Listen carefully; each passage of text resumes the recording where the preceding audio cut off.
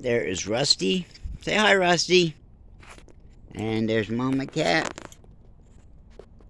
Black straight ahead to the left of the tree.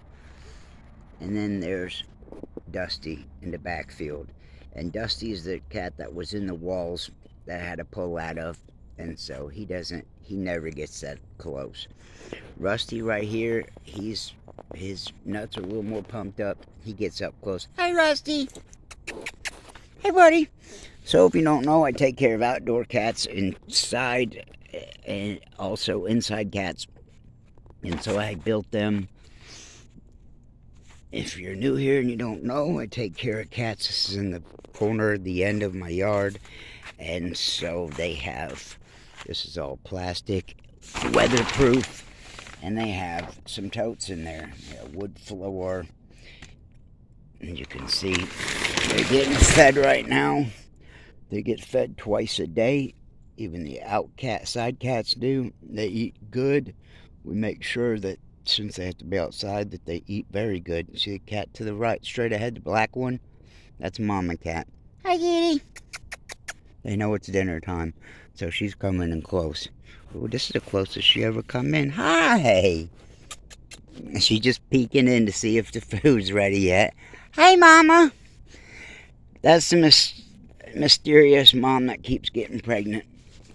So she's had another litter. My wife's seen 3 kittens. I haven't seen them yet. My wife says they're out here every morning. There's more kittens, so we will attend to that. We got 4 kittens on the inside and 1 new one, a new Maine Coon. So and straight ahead is Dusty, but he's a calico, but he never comes close. So, if you do and you don't know the story, thank you for coming. Thank you for being here. So, as you're all aware,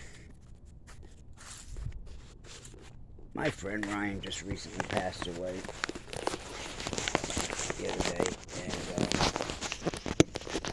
it's been quite hard for me to deal with. Oh, shit.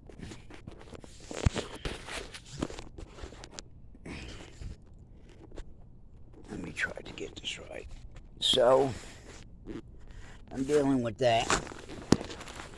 I've spoken to Jason Barber, who is Sinister Monopoly. You should all know who that is by now. I've been speaking with Jason. Jason will keep me informed. I asked him questions like, does he know about,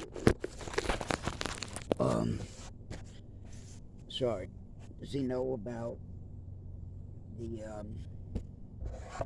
Ryan's funeral? So, he didn't really know anything. He said he would keep me informed, keep me posted. So, obviously there's going to be a thing for Ryan.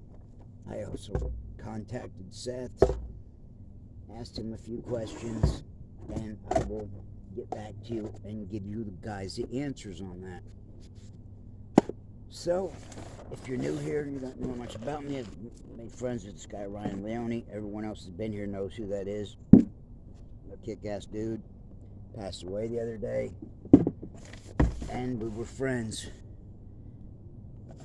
And recently, we were scheduled to do a video together. He was going to have me on his Patreon. You can see that on Instagram. Just have to take my word for it. And so, after me asking him a few times about it, told the story, he told me he was going to have me on his Patreon. I didn't ask. I just asked if we could do a video together. He told me he was going to have me on his Patreon. And then later changed his mind because of all the bullying he's been receiving, and he's taken a lot of criticism online. Okay, if you do and don't know, people there's groups badgering him, right? A bunch of people made a Reddit account and are talk smack on him. And there again, I've always defended him, and I don't care. I'm not going to hold a person's addiction and these type of things against them, because for one, I know it all too well. I've been there. I was there. And I'm 10 years plus older than Ryan. And as I've discussed, at Ryan's age, I was still in addiction. As a matter of fact, at Ryan's age, I wasn't even into the worst full-blown addiction that I would later get into. So Ryan had a good life ahead of him, and it's terrible and breaks my heart, and it's been really hard to deal with, truthfully, because I invested a lot of time and energy into him, and more so as friends, and our friendship become very close, and I become close with him as well. I was one of those people that he could talk to me and tell me what was on his mind, and tell me stuff that he couldn't and wasn't comfortable to tell the rest of the world certain things. And so on that built into a rapport, that built into a friendship. So like I said, we've become very close lately, and especially after he sent me that care package. He did that on his own. I didn't ask him.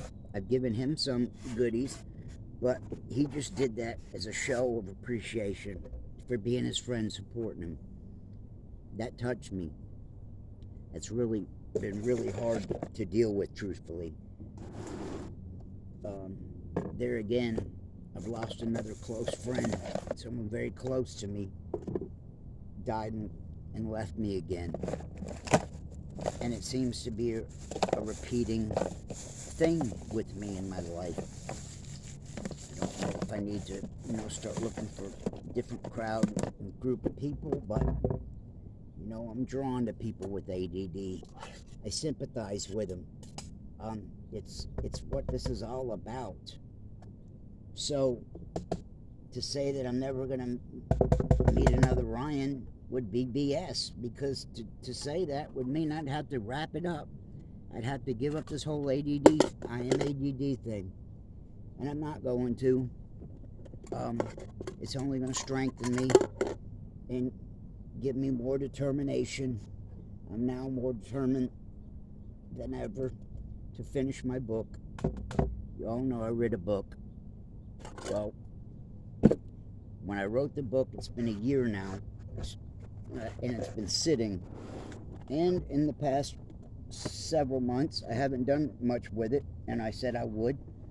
And so, when I first wrote the book, I didn't even have any of these coincidences to go on yet, right? Wasn't even a factor. I feel that's a huge part of the story, is to get the coincidences in, to show not only the bad, but the good, the next level.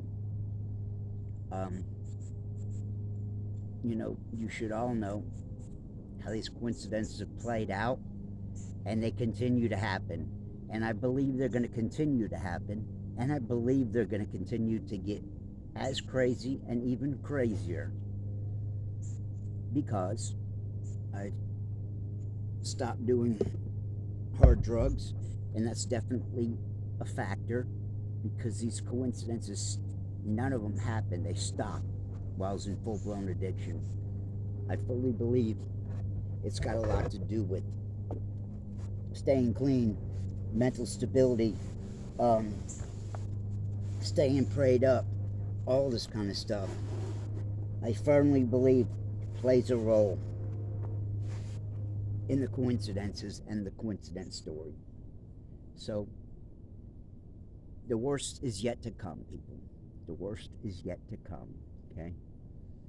There will be good and there will be bad. and it will be horrific. Okay? So Ryan just passed away, and it's painful and it's hard to talk about, and it's not, the death is not over with. So you people that have been with me should all be aware of who Zach is. Okay, Zach is my son. Zach is not my biological son, but he's my son nonetheless. Zach has refused his cancer treatment, and from what we understand, he's not doing what he's supposed to. He's not done his something and something, and it's slipping me at the top of my mind what it was, but they're both cancer treatment, and it's a form of chemo and some stem cell, whatever, stent cell. He's not doing that. He's not doing his chemo. He's refused to go and get his treatment. He seems to think he's got 2 months left to live. Okay? We know for a fact that he don't have long to live.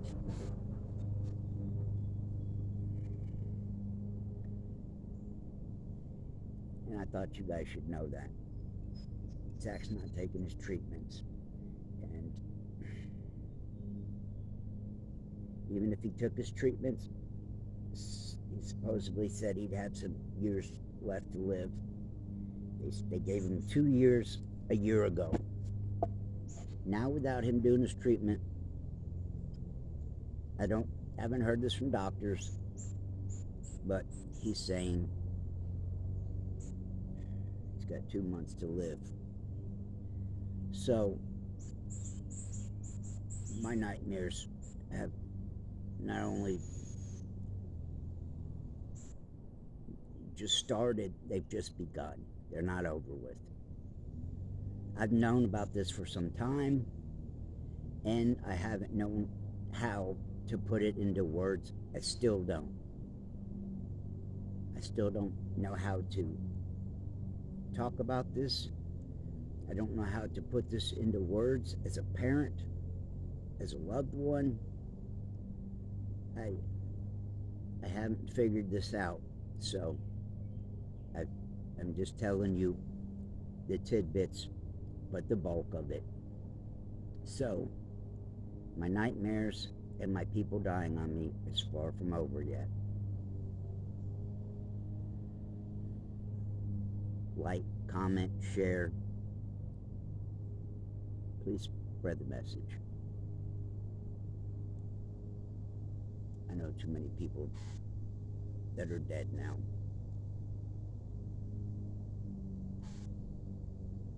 And it's starting to wear on me. It's starting to wear on my soul. It's very painful. Yet again, I lost another very close friend. Me to Ryan and Ryan to me were brothers. Surely you've all had that kind of connection with somebody you had a lot in common with. Me and Ryan have boatloads in common. I mean a shit ton. Some that I haven't even spoke of. Some are health-wise that I don't speak about, that are embarrassing, humiliating to me. You may have an idea what I'm talking about, but you're not going to hear me on here telling all of it, because it's embarrassing, it's personal, it's humiliating. I get rode enough. And I told you guys who did, somebody made a Jew nose thing. Sam Annette. Okay? We found out who did it. Yes, Sam. I found out who this hater troll is. Sam Annette. You got hell to pay, girl. You got hell coming. I know what all you've done. The dirty slimeball shit you've not only done to me and my family, but to Ryan and his. Sam Annette, if you have any way of being in touch with her, you know her, holler at me. Joker, get at me on this. It was Sam Annette that did the Junos, calling me a